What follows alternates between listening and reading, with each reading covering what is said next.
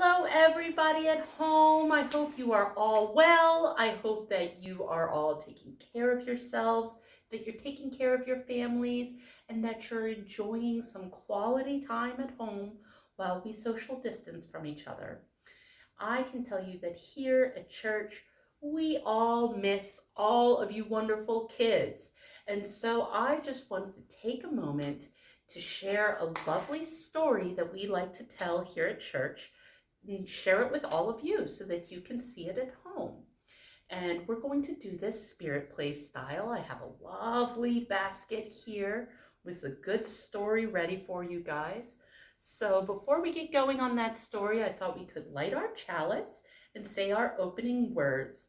This is a perfect opportunity for you to pause this video and go and get your own chalice at home. So go get your chalice right now. We'll pause and wait. And when you come back with your chalice, we can start with our opening words and our chalice lighting. That being said, if you don't have a chalice at home, that's okay, because we can use our hand chalice. Okay, so pause the video, go get your chalice, and then we'll start. All right, I hope you are all back and you have your chalices at home and that you're ready. We're going to go ahead and light this chalice right now. Here it goes. Okay, our chalice is lit, and now we can share our opening words. So get your matchbook, get your match, and let's get started. Here we go. We light this chalice to celebrate Unitarian Universalism.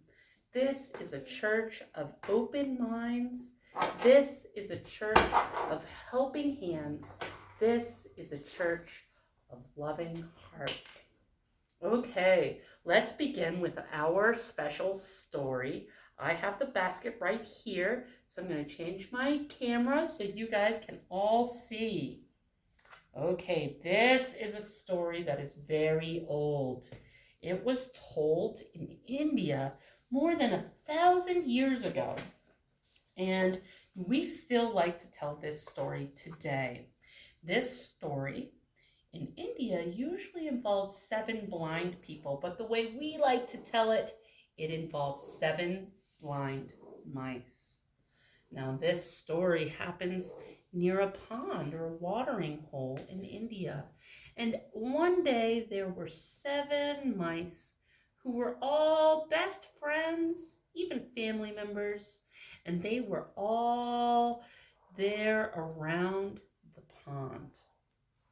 And all of those mice were enjoying a lovely day when suddenly, splish, splash, along came a stranger into their pond.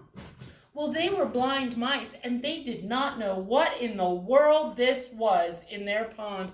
And they were all so scared that they all scampered away, scamper, back to their homes to stay safe from whatever that scary thing was that's in the pond.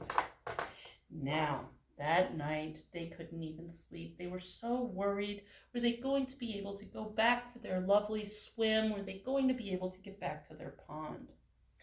Well, that morning, it was a Monday, and a very brave mouse, the little red mouse, sneaked up as quiet as a mouse to investigate what was that thing in the pond.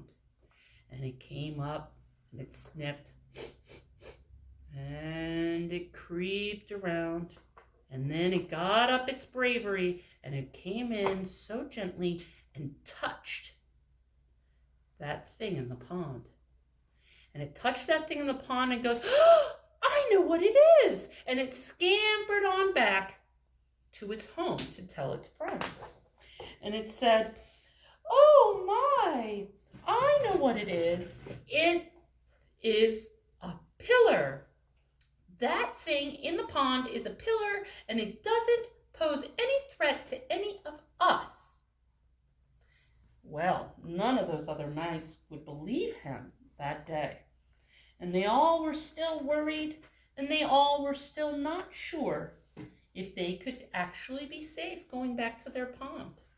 So the next day was Tuesday, and the green mouse got up its bravery and it creeped up to that big thing in the pond, and it sniffed, but it wasn't sure what that thing was. And so it creeped around and tried to see what it was, and then it finally got up its bravery and it touched that thing right in the front of that thing it touched. And it said, "Oh, I know what it is. I must go tell everybody." So it scampered off to go find its friends. And when he found his friends, he said, "Hey, everybody, I'll tell you what that thing is. I went and touched it. It's a giant snake. We should all be wary and be afraid. That snake is in the watering hole." Well, all the other mice were skeptical. They weren't sure if they believed the green mouse. And so they went to bed that night without going to the water hole. On Wednesday, it was the third mouse who got up her bravery. And she was the yellow mouse, and she creeped up to go and see what was that thing in the pond. And she was being very quiet and cautious, and she sniffed it, but she still couldn't tell what it was. So she got up all of her courage, and she reached up, and she touched this thing right in its tusk. Oh my, I know what this thing is. Oh, I must go tell all the others. And it scampered back home to tell the others. And once it got back home, it said, "Oh, hi, everybody. I figured out what was that thing. It is a spear. It's very sharp and it's very hard. It is a spear, and we should all be cautious when we go to the watering hole." Well, all those other mice, they heard the yellow mouse, but they still weren't sure they believed the yellow mouse. They were hearing so many different things about what it was in the watering hole. So the next day was Thursday, and the purple mouse got up his bravery, and he creeped up to the thing in the pond, and it creeped around trying to tell what it was, and it sniffed, but it still didn't know what it was. And so then he reached up and he tried to touch it, and it touched the side of this big thing, and it realized, oh my, that is so big. It is so solid and big. Oh my, I think I know what this is. I must go tell all the others. And it scampered on back home, and it scampered to its friends. And it said to its friends, "Hi, everybody. I went up, I touched it, I felt it, I investigated, and I know what that thing is. It's a great, big, high cliff. I have no idea how a cliff got in the pond, but there's a cliff in the pond, and we need to do something about it." Well, all those other mice, they heard that purple mouse, but they weren't so sure that that purple mouse was right. How would a cliff get in the pond, right? So then they still didn't go to the pond, and they all didn't get their swim that day. So the next day was Friday, and this day the orange mouse, who had been staying back, got up its courage and came to the big thing in the pond. It creeped around, and it got up its courage, and it sniffed, but it still didn't know what it was. And so then it creeped around, and it got up its courage, and it touched something. And it touched this flappy thing on the side of it. And it could feel that it was flappy and it was moving. And all of a sudden the orange mouse said, "Oh, I know what this thing is. I must go back and tell all the others." And so it scampered on back to its house, and it told the others. It said, "Hey guys, I figured out what that thing in the pond is, and we don't have anything to worry about. The thing in the pond is a big fan, And it's just there because it's so hot. So it could fan us off. I think it's safe. We should all go to the pond now. Well, all the mice were worried because, well, let's just be honest. In their house at this time, they had been told many different stories and they weren't sure who to believe. And so they decided not to believe any of them. And they went to bed without getting in the pond. Well, the next day, they were missing their pond time. And so it was Saturday, and the blue mouse crept out of their mousy home and crept down to the pond.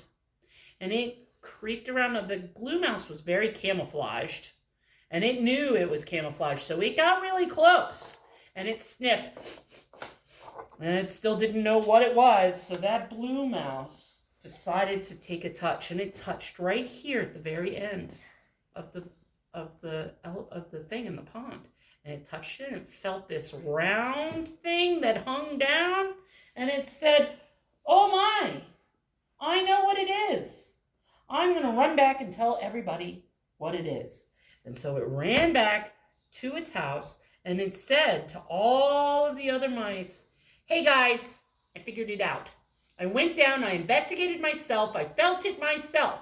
That thing in the pond is just a bunch of rope. It's a long piece of rope, and I don't know why we were all scared, and I have no idea why you think it's a cliff. It's a rope. Okay, guys, so we should go to the pond." Well, all the other mice were still skeptical.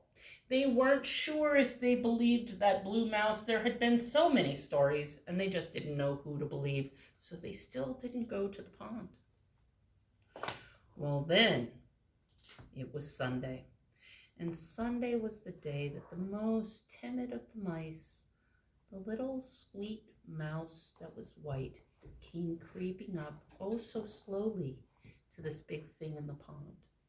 And this mouse got up some courage and sniffed, but still couldn't tell what it was. And so that little white mouse creeped up, and it tried to tell, to see what could it be. And so finally it ran up the side, and it touched a bit, and it touched right there. And it goes, "Oh, I know what it is." And it ran back to its house, and it went in to tell the others what it was. And it said, "Hey guys, I figured out what it is. That thing in the pond is a marble. It's a marble. I can tell. I touched its beady thing on the inside, and it was full of marbles." Well, those little mice all disagreed. And so the blue one said, "No, it's not. That thing is a rope." And then we had the yellow mouse say, "No, it's not. I tell you, it's a spear." And then we have the red mouse who said, "Oh, I'm telling you, I went the first day. It was a pillar." And then we had the orange mouse to come up and say, "No way, it was a fan. I'm sure of it. I felt it myself." And then we had the purple mouse that came up and said, "No way, totally a cliff. I'm sure it had to be a cliff." And then it was the green that said, "You guys are all in the danger zone here. I felt it and I know. It is a snake and we should be cautious." Well, the white mouse was timid, but it was also wise. And it said, "Oh my, we're going to have to go to the pond." And so it went to the pond, and this timid little mouse said, "Oh my," little timid little mouse jumped back. It was so scared, but it's coming back. And it said, it went up and it said, "Oh my, I see that you are in the pond, and I'm going to touch you. I see that you are strong as a pillar, because I can feel this part of you. You are strong as a pillar. And I'm going to come over here, and I feel that you have a long snake-like bit to you. I can see that you are supple as a snake. But when I come over here and touch you, I feel that you are wide as a cliff." Oh my. And then she went around and she felt that tusk and she said, "Oh, well, you are sharp as a spear." And then she came back behind and she felt that tail and she said, "Oh, well, you are breezy, or you are stringy as a rope." And then she jumped up and she felt that ear and she said, "You are flappy like a fan." But all together, when I add all these different pieces, I know that I can just ask you, "Sir, I can feel you in the pond, but I don't know what you are. What are you?" And the thing reared up and said, "Oh, I was wondering what you mice were doing. I am an elephant." And she said, "Oh, an elephant, oh my." And she ran back home to all of her friends and she said, "Oh, I just went ahead and asked him, and he said he was an elephant." And so they all went down to the watering hole and they all said, "Oh, hi, Mr. Elephant. Can we be friends with you at your watering hole?" And the elephant said, "Why, yes. There's no reason to be afraid of me, you silly little mice." And so the little mice and the elephant played in the pond all day. And now that they were talking to the elephant, they could see that the elephant was certainly an elephant and that they had been wrong all along. So there is our story today. I wonder, have any of you heard this story before? What part do you like the best? I wonder if any of you who are listening today have ever thought they knew something, but then found out later that they were wrong because they could only see one part of something rather than the whole thing. The lesson that I think that we need to learn from this is to take a step back and try to see things from lots of different perspectives, because one angle can never tell us the whole picture. I hope you guys all have a great day. I want to thank you for taking the time to listen to our story, and we'll be back again next week with a new Spirit Plays story. Thank you.